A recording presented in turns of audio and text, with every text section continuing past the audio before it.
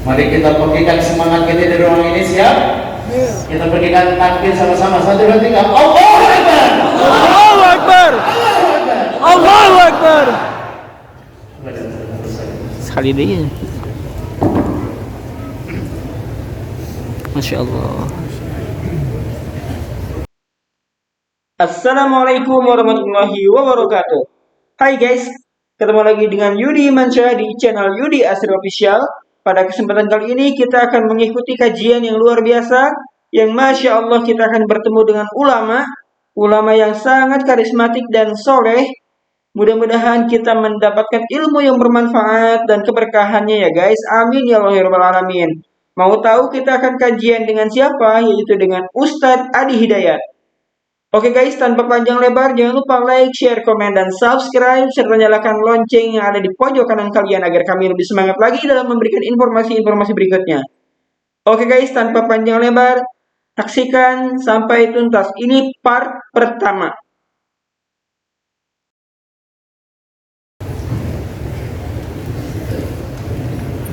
Sebelumnya saya minta maaf, saya dulu sedikit lebih tinggi dari teman-teman semua, tidak mengurangi kemuliaan dari hadapan Allah Subhanahu wa Ta'ala. Itu sekedar terlihat saja. Bismillahirrahmanirrahim. Assalamualaikum warahmatullahi wabarakatuh. Waalaikumsalam warahmatullahi wabarakatuh. Alhamdulillahi wa kafa.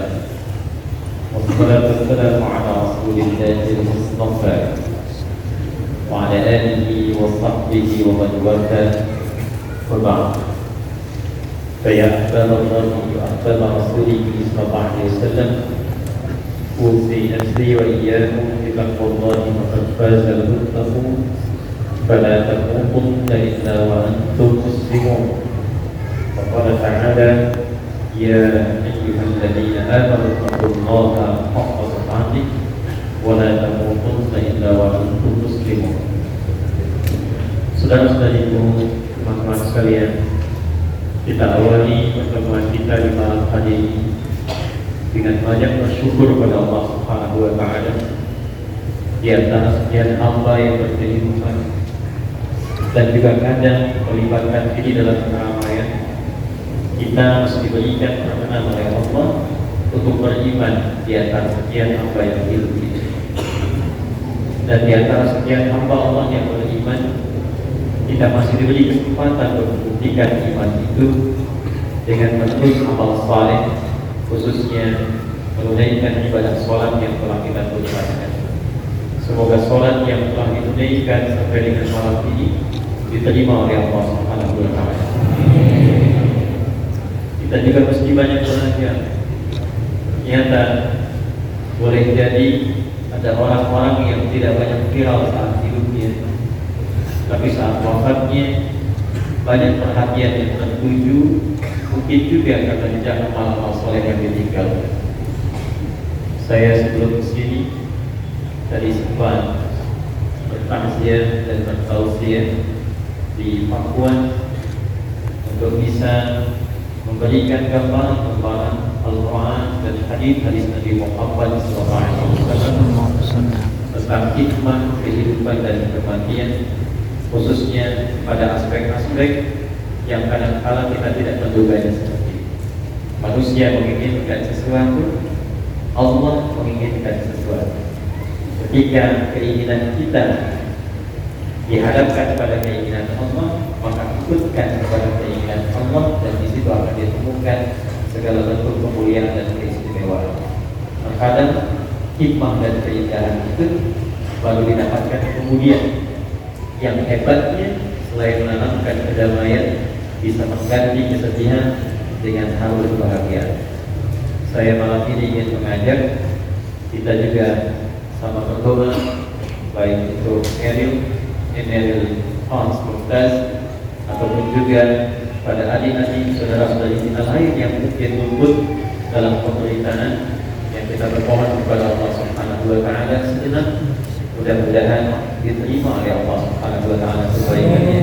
Amin. Dosanya dan diberikan limpahan rahmat lebih baik daripada kehidupan dunia.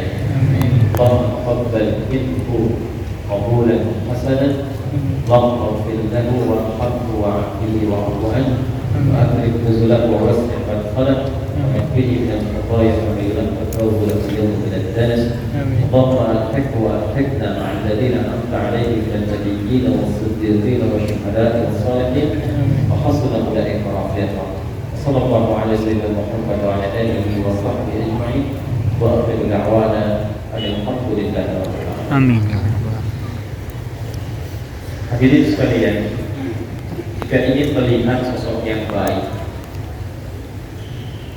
yang sejati itu banyak dikatakan lihat pasca wafatnya. Maka komen pertama Nabi menyikapi kematian itu yang di-like oleh para sahabat dan di-share sampai ke kita. Itu komennya sederhana, singkat, padat, tapi dalam. Udkuru mahasinan mautan, viralkan, sebut, hadirkan, ingat-ingat kebaikan-kebaikan orang wafat yang telah meninggalkan kalian. Jadi yang dicari bukan kekurangan, karena yang hidup pun pasti masih banyak salahnya. Hidupkan yang baik-baiknya itu boleh jadi menginspirasi, jadi teladan, dan menghadirkan jariah bagi yang telah wafat. Nah, ternyata kebaikan-kebaikan yang diviralkan itu seringkali tampak setelah wafat. Karena itu Anda sering lihat kan, kadang orang meninggal itu yang melayaninya, yang mendoakannya, yang menyolatkannya, ya, boleh jadi itu isyarat kepada kita untuk belajar bagaimana meningkatkan amalan sebelum pulang. Itu yang dimaksudkan Quran surah 67 di ayat yang kedua. Wadzani khalaqal mauta wal hayata liyabluwakum ayyukum Ahsanu amala. wa huwal azizul ghafur. Dialah Allah yang telah mencipta kematian dan kehidupan. Coba perhatikan urutan ayat ini. Kita akan membacanya menggunakan ilmu balaghah, bukan sekedar nahwu. Walladzi khalaqal mauta wal hayata. Sejenak kita kaji di bahasa ini. Teman-teman sekalian, biasanya kalau dalam urutan-urutan normal berkehidupan itu saya ingin tanya, hidup dulu baru meninggal atau meninggal dulu baru hidup? Halo? Meninggal dulu. Apa wajahnya di situ begitu? Hidup dulu baru meninggal atau meninggal dulu baru hidup? Meninggal dulu baru hidup. Dulu baru meninggal. Tapi ayat ini mengatakan maut wafat dulu baru hidup. Dan ini menggunakan pendekatannya taqdim wa takhir. Ada yang diawalkan, ada yang diakhirkan. Menariknya kalimat hayat, hayat itu pakai alif. Hayatun.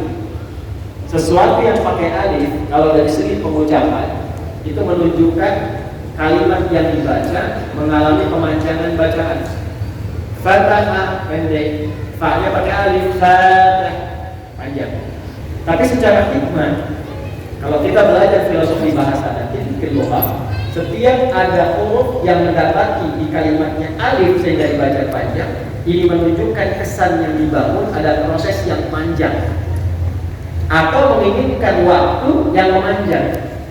Kenapa hayat diakhirkan dan pakai alif memberi kesan kepada kita? Umumnya setiap manusia itu merasa ingin hidupnya selalu lebih panjang. Hampir tidak ada yang ingin meninggal cepat-cepat. Boleh angkat tangan siapa yang mau meninggal malam ini? Langsung. Boleh angkat tangan siapa yang mau meninggal malam ini? Hampir menginginkan setiap manusia itu punya usia yang panjang. Ya, tapi tidak setiap orang yang menduga masanya panjang berkehidupan boleh jadi maut datang lebih cepat dari apa yang Anda duga. Ya, itu makna yang pertama kenapa maut didahulukan, hayat diakhirkan. Ya, karena itu boleh jadi dulu ada waktu Ramadan tahun-tahun yang lalu ada orang soleh di tempat itu teman-teman itu masya Allah. Dan saya berjumpa, ini bukan kisah cocok-cocokan, karena saya berjumpa dengan orang ini. Ini orang soleh luar biasa, tinggal di pinggiran Jakarta. Tiba-tiba datang orang kota, ingin dibangunkan masjid di situ, dan harus bapak itu yang merawat. kita kan bingung melihat ini. Dari mana katanya ke situ, ya? Dan harus bapak itu yang rawat. Akhirnya amanah dituntaskan, dibangun, jadi bapak itu rawat. Mulai dari bukakan, bersihkan, azan dan sebagainya. Dan masya Allah, itu pulangnya pun di masjid itu. Lagi puasa Pak, nunggu bukaan tuh. Ya, beliau tidur-tiduran di pojokan, tiduran orang melek. Ini ya. Kayaknya hati-hati tuh yang tidur-tiduran. Orang melek gitu ya. Nah, itu sangat luar biasa. Harap-harap nanti menjelang buka, ternyata Allah lebih sayang. Ditetapkan sesuai dengan waktunya, dan kematian itu pasti. Yang menjadi pembeda itu adalah caranya. Karena itu nanti ada di antara manusia itu satu yang memohon sesuatu, mendapatkan persetujuan Allah, ingin menjadi syahid misalnya, dapat syahid. Ingin wafat saat sujud, dapat sujud. Ada yang demikian. Tapi nanti ada yang menginginkan sesuatu, Allah menginginkan lebih baik daripada itu. Ada juga yang demikian.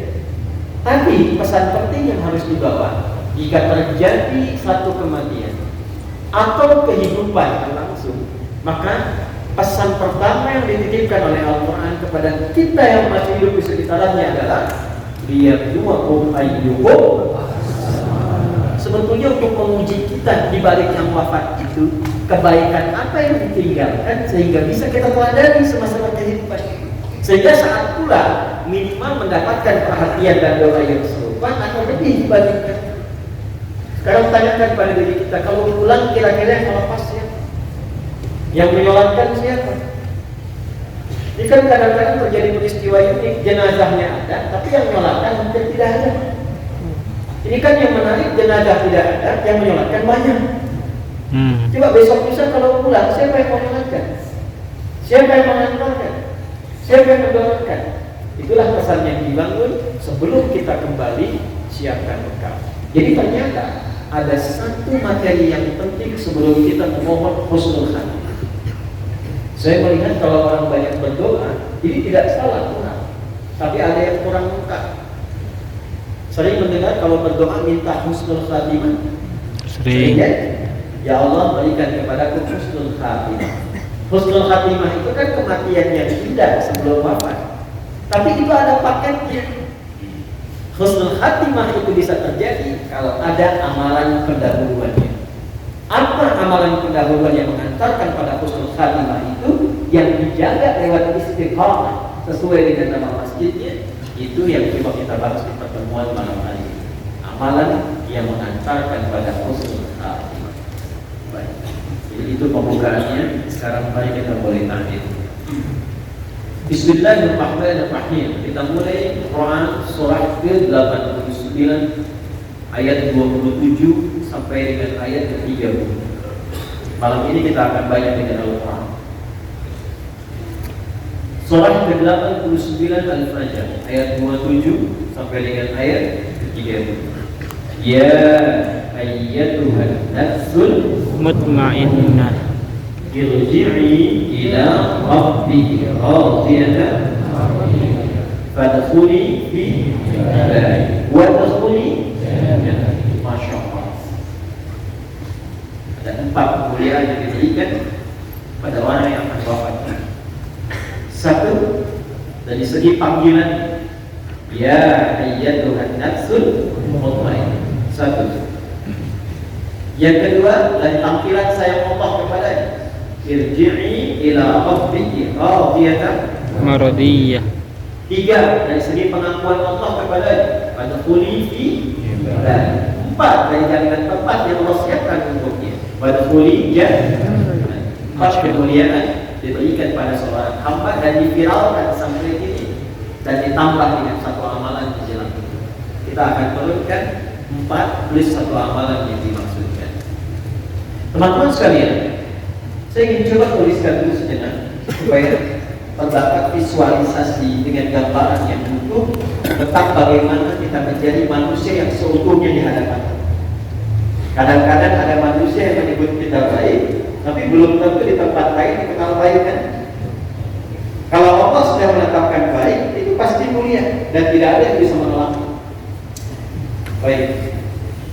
Saya konfirmasi teman-teman di belakang kelihatan nggak? Ya memang belum saya tulis kalau ya. Usul 45 itu tetap nasional, ya. Kalau belum ditulis belum kelihatan. 1 Quran surah ke-8 ayat 27 sampai 3.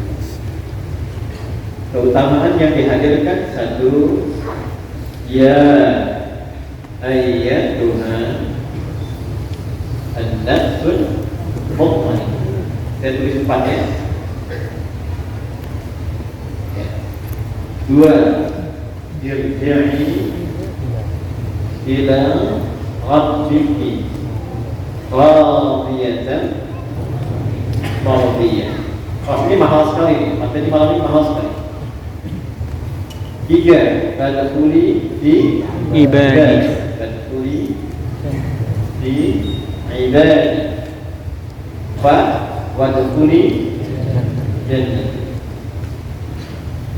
Ini 5 keutamaan.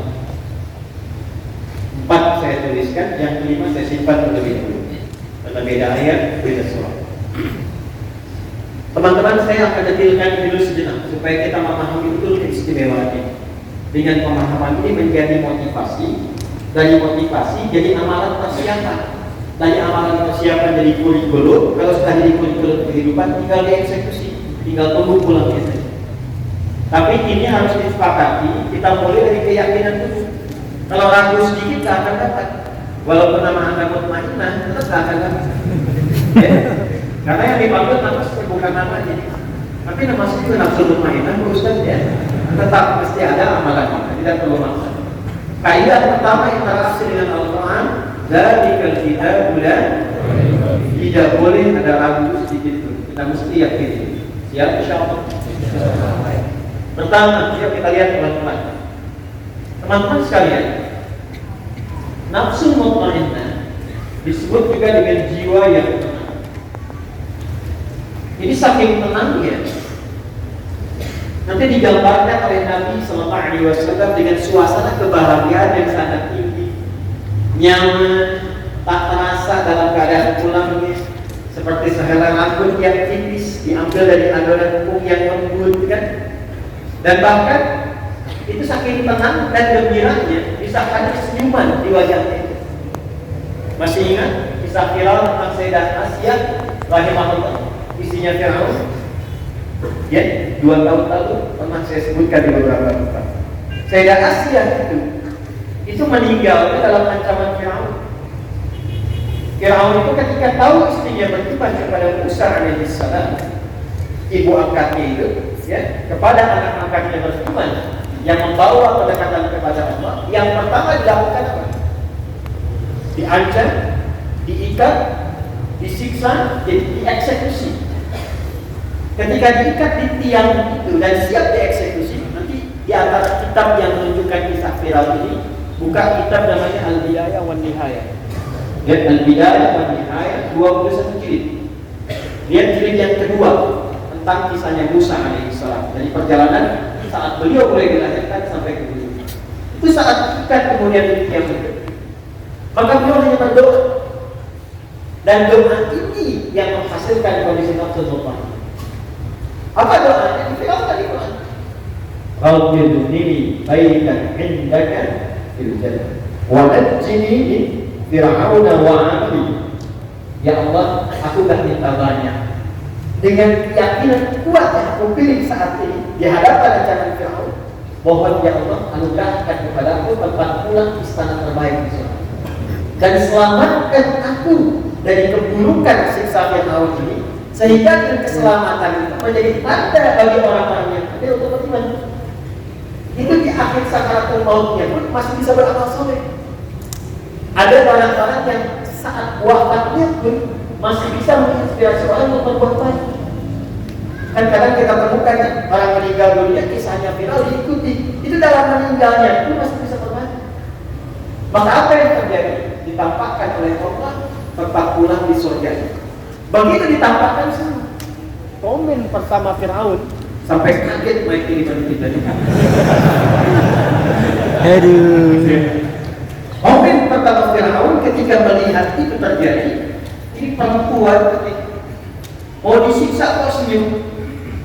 Jadi Fir'aun melihat dengan mata kepalanya, Asia melihat dengan mata kakinya. Tuh, kaget kan? Begitu ditampakkan keadaan, senyum beliau. Dikomeng oleh Fir'aun, ini perempuan mau disiksa kok senyum. Maka diwafatkan oleh Allah Subhanahu wa Ta'ala dalam keadaan tersenyum sebelum Fir'aun menyiksa. Saking tingginya kesenangan, saking dahsyatnya. Saya mau menjelaskan langsung mutmainah, nanti kita simpan dulu. Saya ingin cerita tentang keadaan bagaimana kalau mendapatkan langsung mutmainah itu, maka cara pulang itu begitu ingat. Ada senyum, aja tiga. Senyum, baca Quran, tiga. Di Bogor itu ada salah satu kolega kita juga di MUI, seorang tokoh mengajar. Jamaahnya bertanya, Ustaz, apakah kalau meninggal bisa berjumpa dengan Rasulullah SAW? Dia jawab bisa. Saking dari dulu jadi karena bertanya, begitu selesai bertanya meninggal. Dan meninggal itu sangat mulia. Itu orang-orang yang mendapatkan status nafsul mutmainnah, cara wafatnya sangat luar biasa. Dan peluang mendapatkan itu dibuka oleh Allah bagi setiap hamba yang memang menginginkan status itu. Karena itu dipanggil pakaian. Disebutkan 361 kali dalam Al-Quran. Ya, ada 14 dalam bahasa Arab huruf untuk memanggil. Untuk yang dekat. Ayat, ya, wa, banyak. Tapi di Quran yang disebutkan hanya ya. Karena ya mewakili semua jenis unsur panggil. Nah, dalam bahasa Arab, kalau dipanggil pakai ya, itu semua terpanggil. Mau yang dekat, yang menengah, yang jauh, atau mau minta bantuan, cukup pakai ya semua dapat. Makanya kalau ada jemaah haji nanti berangkat, ada kesulitan panggil, ya, nengok semua. Jadi seakan memberikan kesan bahwa fokus baik-baik, kesempatan mendapatkan nafsul mutmainnah itu oleh Allah diberikan terbuka pada setiap hamba.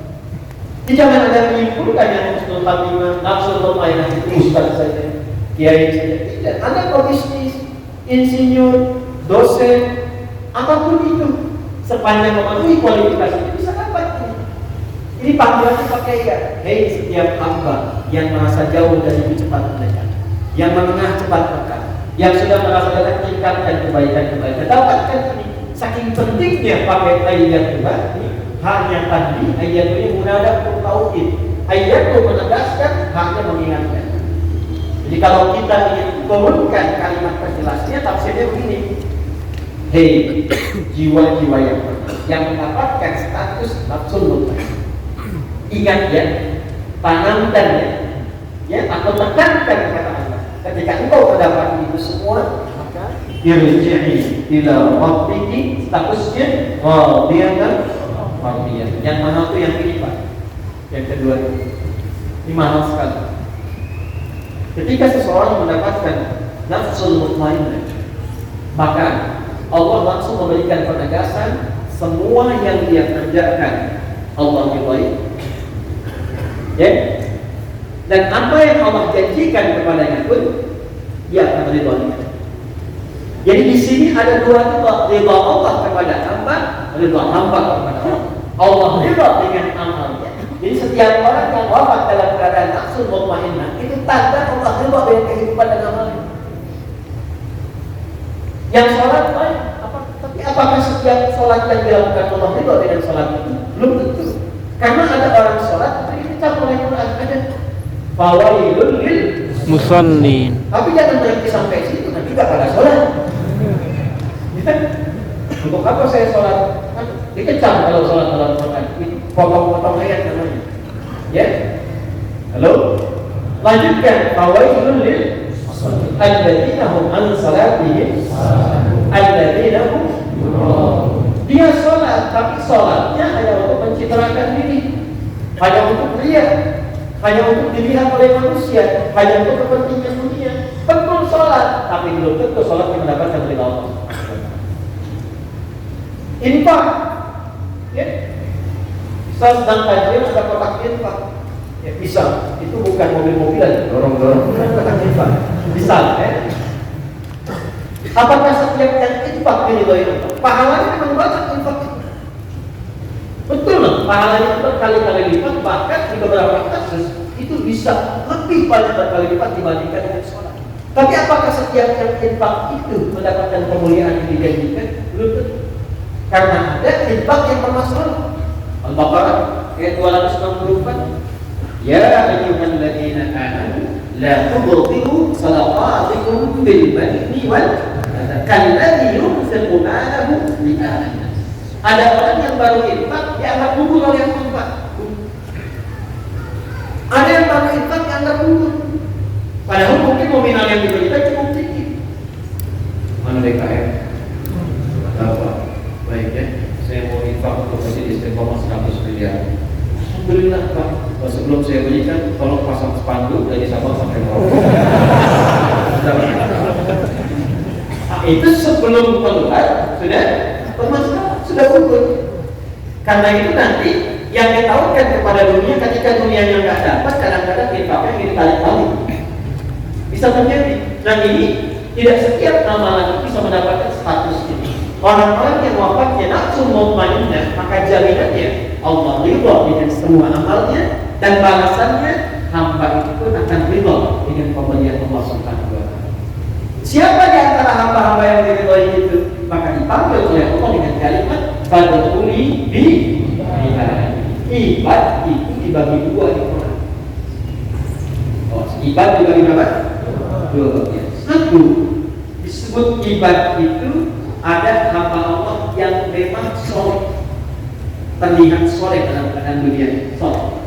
Biasanya diberi nama dengan ibadur rahman, hamba-hamba Allah yang maha penyayang. Di dalam Al-Quran ini, wa ibadur rahman alladzina yamshuna 'alal ardi hauna wa idza khatabahum al-jahiluna qalu kelihatan rajin sholatnya, rajin zikirnya, jarang mengerjakan perbuatan yang tidak bermanfaat, fokus pada kebaikan, amalan sosialnya tinggi. Itu orang soleh. Tapi ingat, ada yang kedua, jangan salah, hati-hati. Ada golongan yang kedua, yang kadang-kadang manusia memandangnya itu tidak ideal. Kalau yang pertama orang soleh, yang kedua orang salah. Yang pertama soleh, yang kedua salah. Ternyata orang salah pun itu dipanggil ibad oleh Allah dan disamakan panggilannya dengan yang soleh.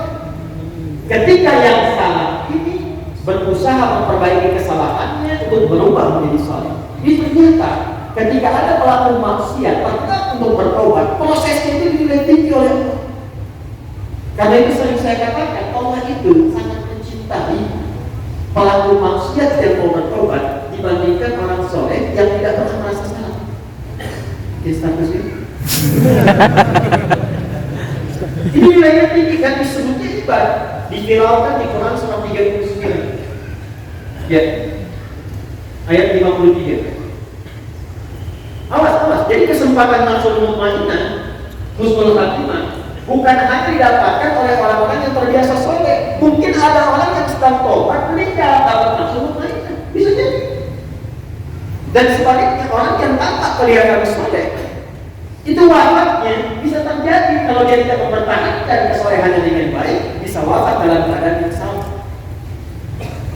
Kuliah ibadiyah asratu ala anfusihim. Ya Muhammad SAW firalkan, katakan kepada hamba-hambaku, kuliah ibadi, hei hamba-hambaku.